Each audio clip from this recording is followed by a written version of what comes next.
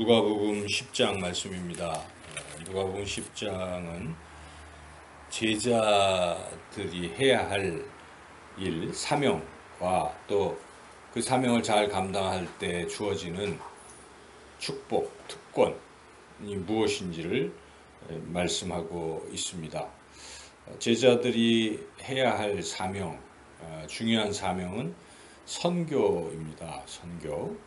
그래서 1절에서 16절까지 그 선교에 대해서 말씀하고 있습니다.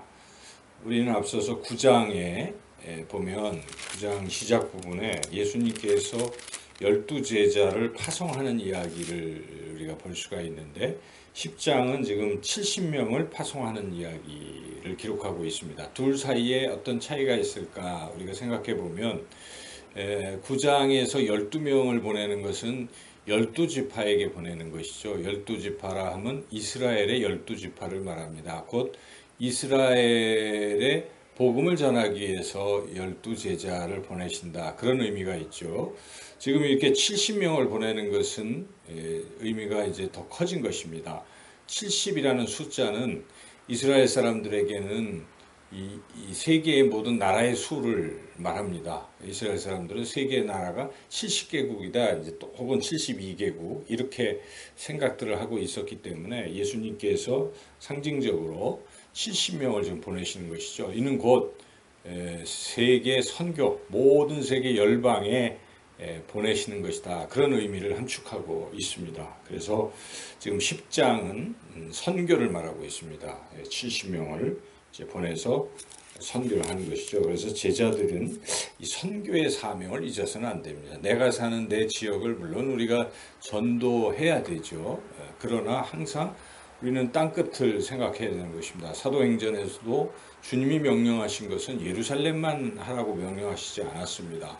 마태복음 28장에서도 모든 족속으로 제자를 삼으라고 주님이 말씀하셨습니다. 또 마가복음에서도 만민에게 복음을 전하라고 말씀하신 것이기 때문에 우리는 하나님의 뜻을 분명히 압니다. 하나님은 선교하라고 제자들을 그렇게 세우시고 또 부르신 것이죠. 그래서 우리가 비록 작은 곳에 교회가 작더라도 항상 우리의 마음은 열방을 향해 있어야 된다는 것이죠. 그래서 골방에서 우리는 기도를 하는 것입니다. 선교를 위해서 기도하고 또 후원하고 이러는 것이죠. 그게 이제 하나님의 뜻인 것입니다. 그래서 우리가 선교를 잊어버리면 그것은 제자라고 말할 수가 없지요. 그래서 첫째는 선교의 사명을 감당해야 한다는 것인데, 특별히 우리가 선교하고 또 복음 전파하고 할 때 핵심적인 세 가지를 하는 것입니다. 항상 세 가지가 여기 나오잖아요. 첫째는 만나는 사람에게 평안의 복을 비는 것입니다.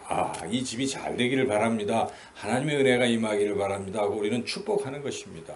가게에 들어가서 전도할 때도 하나님께서 이 가게와 함께 하셔서 이 가게가 날로 번창하게 해 주십시오. 이렇게 우리가 선포하고 기도하는 것이죠. 만나는 영혼들에게도 예수님의 이름으로 우리가 그들을 축복하는 것입니다. 건강하시고 잘 되시고 행복하시고 이렇게 복을 비는 것이죠. 평안의 복을 빌라고 오늘 본문에서도 5절에 어디 가든지 이 집이 평안할지어다 이렇게 하라는 것입니다. 그리고 또 9절에 보니까 병자들을 거기 있는 병자들을 고치라 하는 것은 그 사람들의 필요를 채워주고 또 그 사람들의 어떤 것들을 우리가 도와주고 하는 그런 일을 하는 것입니다. 전도할 때도 이제 그런 것이 오늘날 세계 선교는 빈민국에 가서는 빈민국에 병원도 차려주고 학교도 지어주고 이렇게 도움을 주지 않습니까? 그게 이제 선교의 한 부분이라는 걸 우리가 알 수가 있죠. 그리고 가장 핵심적인 것은 9절에 나온 대로 하나님의 나라가 너희에게 가까이 왔다. 하나님의 나라를 전하는 것입니다.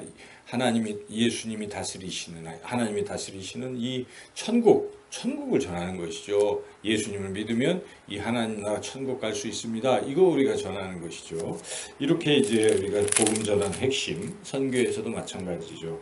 이런 일을 이제 해야 된다는 것이고 두 번째 제자들의 사명이 무엇인가? 그것은 하나님 사랑과 이웃 사랑인 것이죠. 하나님을 사랑하지 않고 어떻게 제자가 되겠습니까? 또한 특별히 우리가 주목할 것은 이웃 사랑을 하는 것입니다. 이웃을 사랑하지 않는 사람을 제자라 말할 수가 없죠. 그래서 뒷부분에 보면 25절에서 37절 우리가 잘 아는 선한 사마리아인 이야기가 기록되어 있습니다.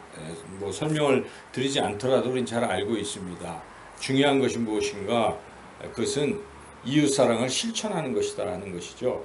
여기에 율법사가 자랑하듯이나 하나님 사랑하고 이웃 사랑하고 이 다 계명도 알고 그런데 이웃을 사랑하고 싶은데 이웃이 누군지 모르겠습니다. 이런 식으로 그렇게 이야기를 했을 때 주님께서 이 제사장 레위인 또 선한 사마리아인을 이렇게 이야기를 하면서 여기에 이웃이 누구냐, 내 이웃이 누구냐 하는 말에 물론 이제 강도 만난 그 사람이 이웃이죠. 지금 어려움에 그 이웃이라는 것은 다 알고 있는 것인데 중요한 것은 누가 이웃이 되느냐 하는 게 더 중요하다. 주님은 그것을 말씀하시는 것입니다.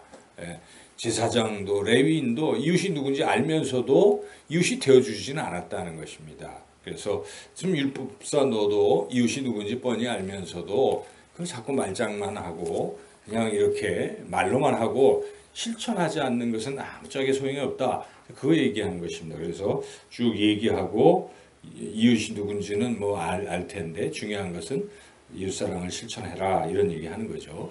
말씀하시는 36절, 37절 우리 한번 읽어보겠습니다. 내 생각에는 이 세 사람 중에 누가 강도 만난 자의 이웃이 되겠느냐 이르되 자비를 베푼 자니이다. 예수께서 이르시되 가서 너도 이와 같이 하라 하시. 이와 같이 하라. 이게 중요한 것이죠. 실천하라. 제자는 말로만 하는 게 아닙니다. 한 사람이라도 불쌍한 사람이 있으면 실제로 도와주는 것이 제자의 삶을 사는 것이죠. 선교하고 또 이웃사랑 실천하고 그 다음에 세 번째 중요한 것이 또 하나 있습니다. 그것은 제자라면 하나님 말씀을 경청하는 것입니다. 하나님 말씀을 경청하지 않고 뭐 사역만 분주히하고 선교한다 그러고 또 무슨 이웃사랑 실천한다 그러는데 하나님 말씀을 안 듣는다. 그 선교가 제대로 될 수도 없고 이웃사랑 실천이 제대로 될 수가 없습니다. 자신의 이름을 위해서 하는 것일지도 모릅니다. 자신의 어떤 그냥 그런 것에 불과할 수 있어요. 하나님 말씀을 들어야죠. 그래서 하나님 말씀을 듣고 어떻게 하는 것이 옳은지 뜻을 깨닫고 또 하나님이 주시는 능력을 받아서 그 일을 해야 된다. 그러므로 이 38절에서 42절은 제자란 하나님의 말씀을 경청하는 것이다라는 것을 강조하고 있습니다. 우리가 잘 아는 이야기입니다. 여기 마르다와 마리아 이야기가 나오지 않습니까? 마르다는 그야말로 분주했다는 것입니다. 혹시 선교한다? 내가 선교사다? 하면서 분주해요. 또 내가 이웃사랑을 실천하는 어떤 그러한 선한 일을 하고 있다? 그 일에 분주한데 정작 하나님 말씀에 귀를 기울이지 않는다면 안 된다. 마르다가 지금 굉장히 분주하잖아요. 예수님 오신다고 하니까 밥도 짓고 이렇게 맛있는 거 차려드리려고 그 갸륵한 것이고 귀한 일이지만 문제가 있다는 것입니다. 이게 문제는 마르다는 하나님 말씀 듣는 일을 첫째 무시하고 그리고 그러다 보니까 시기심이 생깁니다. 그래서 마리아가 왜 일을 안 하고 내버려 두느냐 이런 생각으로 질투를 하고 있고요. 세 번째는 아주 이것은 죄악 중에 큰 죄악을 범하고 있습니다. 마르다는 그것은 무엇입니까? 주님을 가르치는 것입니다. 이게 아주 교만한 방자한 태도이죠. 그래서 주님께 명령까지 하죠. 여기 보면 40절 한번 읽어보겠습니다. 마르다는 준비하는 일이 많아 마음이 분주한지라 예수께 나아가 이르되 주여 내 동생이 나 혼자 일하게 두는 것을 생각하지 아니하시나이까 그를 명하사 나를 도와주라 하소서. 이렇게 하나님 주님을 명령하고 있지 않습니까? 이게 얼마나 교만한 태도입니까? 그래서 단지 마르다가 열심히 일했다는 것에만 우리는 또 주목해서 마르다가 훌륭하다 이렇게 생각할 그건 인본주의적인 생각입니다. 우리가 잘 봐야 되는 것이죠. 일을 많이 했다 하여 그게 훌륭한 사람이 아닌 것입니다. 그 동기가 무엇인가, 그 본심이 무엇인가, 그 마음의 중심이 지금 하나님을 향하고 있는가 이걸 봐야 되는 것이죠. 그래서 주님이 쭉 말씀하시면서 42절 이제 말씀하시죠. 읽어보겠습니다. 몇 가지만 하든지 혹은 한 가지만이라도 족하니라. 마리아는 이 좋은 편을 택하였으니 빼앗기지 아니하리라 하시니라. 마르다가 지금 이 말씀 그만 듣고 일하게 하소서 했지만 그렇게 할 수 없다. 주님이 말씀하시면서 그 이유는 마리아는 가장 소중한 것, 주님의 말씀을 듣는 것, 가장 좋은 일을 택했느니라 이렇게 말씀하심으로써 마르다에게 가장 중요한 것은 내 말을 듣는 것이다. 우리가 무엇입니까? 신앙생활을 할 때 가장 중요한 것은 하나님 말씀을 경청하는 것입니다. 우리가 설교 시간에 보면 아는 거예요. 이분이 정말 제자인가 아닌가는 저는 설교 듣는 태도입니다.